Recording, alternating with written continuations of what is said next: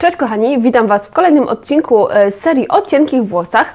W ostatnich dwóch częściach opowiadałyśmy sobie o tym, jak pielęgnować cienkie włosy, jak o nie dbać, żeby one wyglądały jak najlepiej, żeby można było nosić je długie i o sposobach na dodawanie objętości włosom. W dzisiejszym odcinku powiem Wam o metodach, zdradzę kilka trików na to, jak sprawić, żeby fryzury wyglądały na bardziej objętościowe. Mam tu na myśli upięcia i warkocze, czyli wszystkie te fryzury, które na cienkich włosach jest zrobić dosyć trudno, żeby one prezentowały się fajnie, ale da się. Dlatego dzisiaj poznacie metody, dzięki którym te wszystkie fryzury będą na naszych cienkich włosach wyglądały fajnie. Linki do poprzednich dwóch części z tego cyklu zostawiam Wam na dole w opisie filmiku i zobaczycie też je teraz na ekranie. Jeśli nie chcecie przegapić kolejnych tutoriali, od razu zachęcam Was do zasubskrybowania kanału i oczywiście do łapek w górę, bo to jest dla mnie też duża motywacja, żeby kręcić kolejne filmiki, żeby pokazywać Wam kolejne fryzury. I zapraszam Was też na mojego Instagrama i Facebooka. Linki również zostawiam Wam na dole w opisie filmiku. Tam jesteśmy bardziej na bieżąco ze sobą, jest mnie tam więcej i mamy taką lepszą interakcję, więc zapraszam Was gorąco do przyłączenia się do moich profili. No dobra, ale przechodzimy już do tematu dzisiejszego odcinka, czyli do trików, które dodadzą objętości wszelkim fryzurom na cienkich włosach. Zacznijmy od tego, że zanim przystąpimy do tworzenia jakiejkolwiek fryzury, możemy spokojnie wykorzystać któryś z sposobów na dodanie objętości włosom, o których mówiłam w poprzednim odcinku, czyli na przykład pokarbować włosy, co ja zrobię teraz. Różnica jest taka, że w poprzednim odcinku karbowałam włosy tylko przy nasadzie, żeby odbić je od głowy.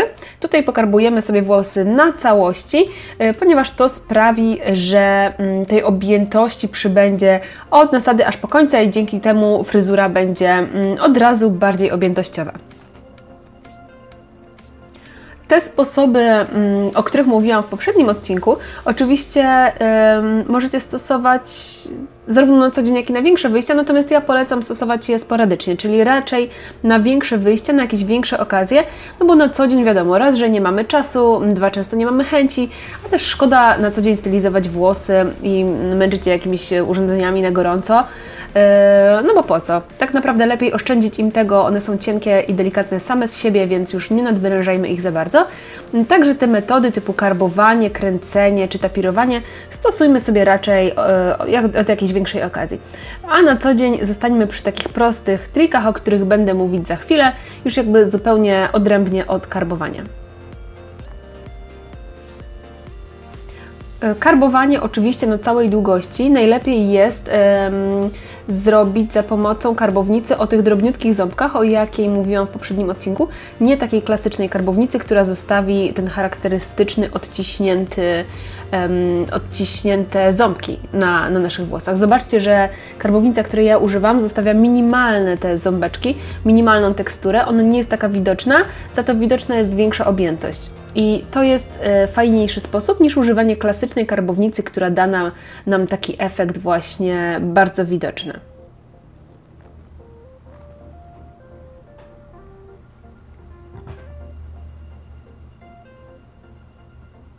To karbowanie, tak jak już powiedziałam, sprawdzi się fajnie w przypadku i warkoczy, i upięć, właśnie wtedy, kiedy potrzebujemy takiej naprawdę ekstra objętości na jakąś wyjątkową okazję.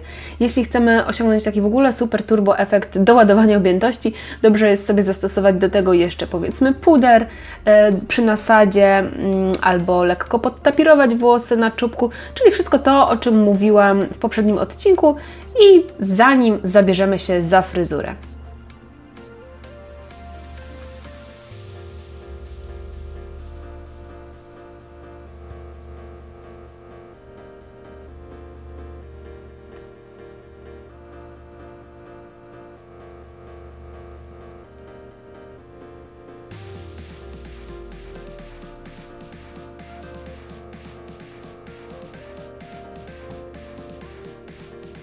No dobra, ale karbowanie karbowaniem, możemy je używać wtedy, kiedy mamy na to czas i ochotę, a kiedy mamy mało czasu, kiedy możemy sobie zrobić tylko szybką fryzurę, szybkiego kucyka, Co robimy? Jak dodać objętości fryzurze takiej codziennej, bez zbędnego wysiłku i nadwyrężania włosów? Takim najprostszym, najfajniejszym trikiem na to, żeby kucyk wyglądał lepiej, jest podniesienie włosów przy nasadzie w górnych partiach. To jest takie miejsce najbardziej problematyczne, gdzie włosy lubią być przyklapnięte, przylizane, no i kucyk może przez to wyglądać nie do końca estetycznie. Jest na to bardzo fajny trik, który zajmie Wam dosłownie kilka chwil, a wrażenie jest od razu o wiele lepsze. Zobaczcie, wystarczy powyciągać włosy do góry. To jest w ogóle ruch, który musicie zapamiętać. To jest bardzo ważne w dodawaniu objętości fryzurom na cienkich włosach. Wyciąganie włosów do góry. To jest taki ruch, jakbyśmy chciały uszczypnąć pasmo włosów. Szczypiemy te pasma i pociągamy je do góry. Przez to tworzy się bardzo ładny kształt, robi się objętość.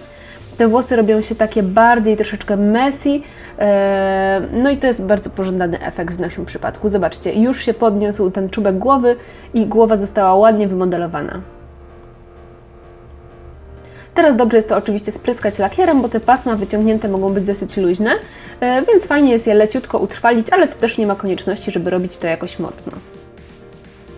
Kolejnym krokiem, kiedy mamy powiedzmy trochę więcej czasu na fryzurę, czy też ona wymaga jakiegoś specjalnego traktowania, kiedy wybieramy się na jakąś imprezę, czy chcemy zabłysnąć. Jest to bardzo podobny sposób do poprzedniego, ale bardziej trwały i bardziej efektowny. Zobaczcie, wybrałam włosy z czubka głowy, podpięłam je wsówką i dopiero teraz będę wyciągać pasma do góry. Dzięki temu, że te włosy są podpięte, ta objętość będzie bardziej stabilna. Będzie ją lepiej utrzymać, ona nie będzie opadać. To jest mocniejsze utrwalenie już za pomocą samej wsówki, a poza tym polega na tym samym, czyli wyciągamy pasma do góry. To jest ruch, który możemy stosować w wielu przypadkach, w wielu fryzurach. To jest bardzo ważne, żeby właśnie o tym pamiętać, żeby wyciągać te pasma do góry, żeby one nie były tak jakby przyklejone do głowy, tylko żeby były uniesione i lekkie. Oczywiście też możemy to spryskać lakierem jak zawsze, ale w tym przypadku to już samo w sobie trzyma się naprawdę fajnie. Ta objętość jest zbudowana i ona jest stabilna. Teraz możemy sobie przejść do tworzenia tutaj upięcia albo związania włosów w kucyka, w jakiegoś luźnego koczka, cokolwiek. Baza jest już zbudowana, trochę tej objętości jest. Ja pokażę Wam teraz, jak zrobić bardzo fajne, luźne upięcie właśnie z pomocą wyciągania włosów do góry, tak jak pokazałam Wam przed chwilą. To też bardzo fajnie dodaje objętości. Tak jak już mówiłam, to właśnie szczypanie pasm włosów, wyciąganie ich do góry stwarza nam taki efekt trochę nieładu, takiego luzu na głowie. I to jest genialny sposób na upinanie cienkich włosów. Zresztą zobaczycie zaraz same, jak bardzo objętościowo będzie wyglądała ta fryzura. Będzie wyglądała na naprawdę taką, jakby tych włosów było o wiele więcej, a tak naprawdę one są dosyć cienkie w rzeczywistości.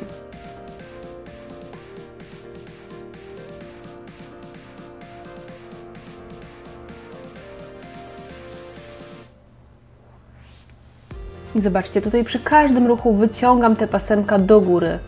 Rozciągam je na boki, robię troszkę nieładu i z chwili na chwilę ta objętość nam się tutaj buduje.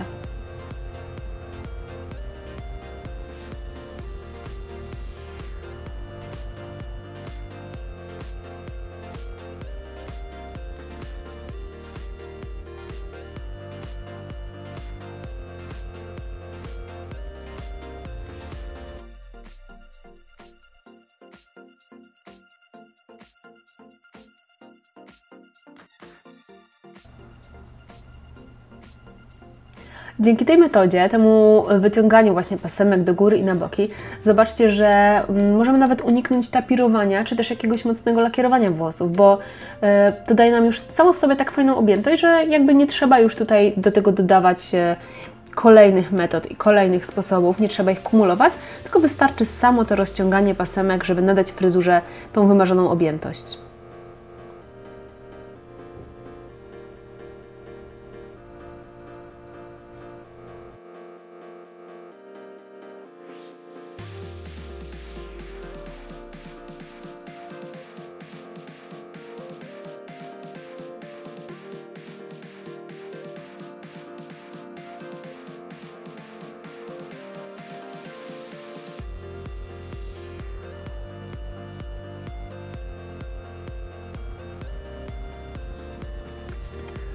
kolejny etap jakby dodawania objętości, kolejny krok, wtedy kiedy naprawdę potrzebujemy tej objętości takiej solidnej na całą noc, na wielką imprezę, to jest oczywiście tapirowanie włosów. Do upięcia wystarczy, że natapirujemy włosy na czubku głowy, właśnie w tych strategicznych miejscach. Ja, tak jak już wspominałam, nieraz tapiruję włosy na puder, to jest moja ulubiona metoda. Puder też sam w sobie już daje taki efekt messy, takich rozbałaganionych włosów, matowych i już wtedy włosy mają więcej objętości, a jeśli jeszcze je natapirujemy do tego, to już w ogóle ta objętość jest fajna. Odsyłam Was też teraz do filmiku, który robiłam na temat tapirowania. Tam mówiłam więcej o tym, jak je wykonywać krok po kroku. Link znajdziecie w opisie filmiku i wyświetli Wam się teraz na ekranie. No a teraz tapiruję sobie włosy tylko w górnych partiach.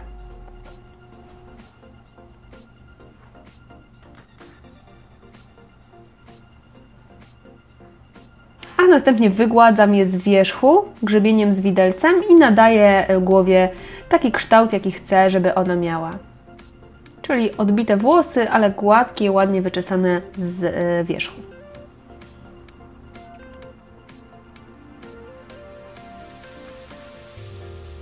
No i teraz mogę przejść sobie już dalej do jakiegoś tam upięcia, bo tył głowy jest ładnie wymodelowany i ładnie podniesiony.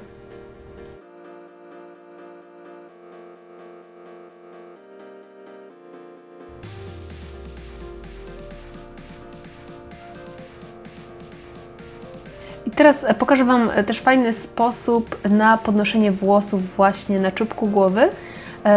Czy to już po tym, jak są natapirowane, czy bez tapirowania, tak po prostu, kiedy są spięte w kucyka. Wystarczy, że mamy grzebień ze szpikulcem. Wbijamy szpikulec pionowo w włosy przy nasadzie i podnosimy go do góry. I tym samym wyciągamy trochę włosy w górę. Tak, działa to podobnie, jakbyśmy te włosy właśnie tak szczypały pasemkami i podnosiły do góry, ale nie robimy tutaj bałaganu, tylko podnosimy te włosy jakby na gładko, że nie robi się taki efekt rozbałaganionych takich włosów w nieładzie, tylko zachowujemy taką właśnie gładką formę.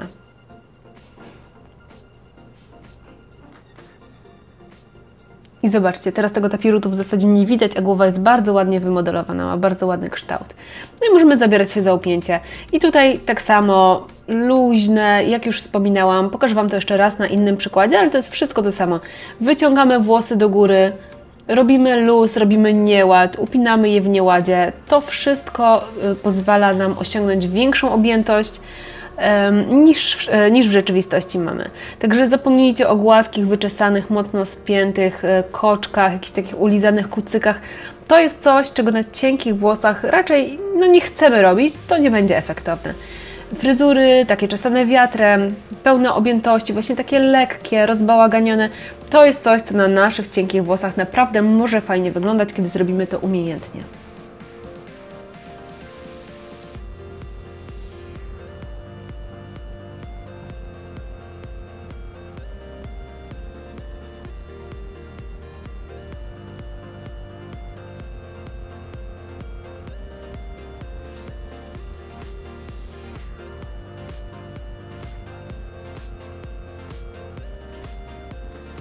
Zobaczcie, że też dobrze jest rozciągać te pasma na boki, nawet wtedy, kiedy one już są upięte. Nawet kiedy fryzura już wydaje się, że ma ostateczny kształt, fajnie jest jeszcze te pasemka powyciągać, porozciągać, nadać jej taką ostateczną, luźną formę, bo zawsze da się jeszcze trochę rozciągnąć włosy, zawsze.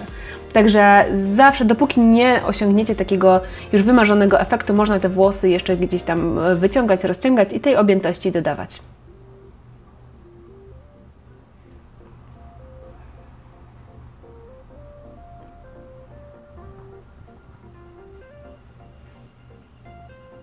No dobra, to wiecie już co nieco o upięciach, jak sprawić, żeby one były fajne i objętościowe, więc przejdźmy do warkoczy. Warkocze często są pomijane przez osoby o cienkich włosach. One często boją się tych warkoczy, boją się tego przyklapu, braku objętości. No warkocze wiadomo, kiedy są takie bardzo cienkie, one nie wyglądają za fajnie, ale to nie znaczy, że jeśli mamy cienkie włosy, nie możemy czesać warkoczy. Po prostu trzeba zastosować pewien trik, który sprawi, że nasze warkocze będą wyglądały naprawdę świetnie. Zaraz pokażę Wam, o co chodzi na przykładzie warkocza holenderskiego.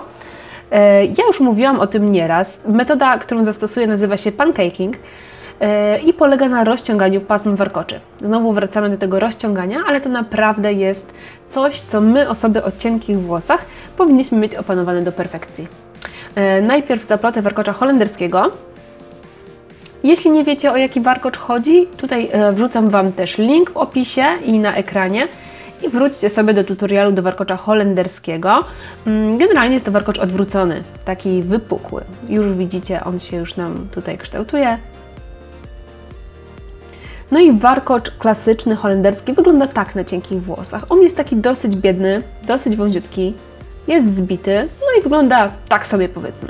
Teraz zastosuję właśnie tą technikę pancakingu, czyli rozciągania pasm warkocza na boki. Zobaczcie, łapię za skraj pasma i ciągnę jak najbardziej się da w bok. Czyli rozciągam, robię taki płaski warkocz, ale bardzo szeroki. Co ważne, to najlepiej jest robić podczas zaplatania, czyli nie kiedy już cały warkocz jest zapleciony, tylko raz po raz, co kilka pasemek rozciągamy dalej. Tak jest o wiele łatwiej. I zobaczcie, jaką objętość zyskuje nam teraz ten warkocz. On wygląda od razu naprawdę fajnie i sam w sobie zwykły warkocz robi się nagle taką fryzurą bardzo przyciągającą wzrok, bardzo efektowną. I zobaczcie, że to jest warkocz na cienkich włosach, naprawdę. Gdyby ktoś Was zobaczył w takim warkoczu, w życiu by nie powiedział, że macie cienkie włosy. To jest naprawdę genialna technika i jeśli są osoby, które jeszcze jej nie stosują, to koniecznie musicie zacząć. Naprawdę, Wasze warkocze będą mega. Ten trik możemy stosować do wszystkich rodzajów warkoczy, jakie tylko możecie sobie wymyślić. Do każdego warkocza ta metoda świetnie się sprawdza. Wypróbujcie, bardzo ją polecam, będziecie bardzo zadowolone. No i dobra, znacie już metody dodawania objętości cienkim włosom, zarówno na rozpuszczonych włosach, jak i w przypadku fryzur, upięć i warkoczy. Wiecie, jak pielęgnować cienkie włosy, żeby one wyglądały jak najlepiej. Mam nadzieję, że pomogłam Wam trochę tym cyklem i że moje porady Wam się przydały. Na pewno jeszcze nie raz będę wracać do tego tematu, ponieważ sama mam cienkie włosy, no i dotyczy mnie to na co dzień, także jeszcze nie raz będą się pojawiały triki, sposoby i fryzury dla cienkich włosów, więc zostańcie ze mną. Subskrybujcie kanał już w sobotę. Już w sobotę wracam do Was z kolejnym filmikiem.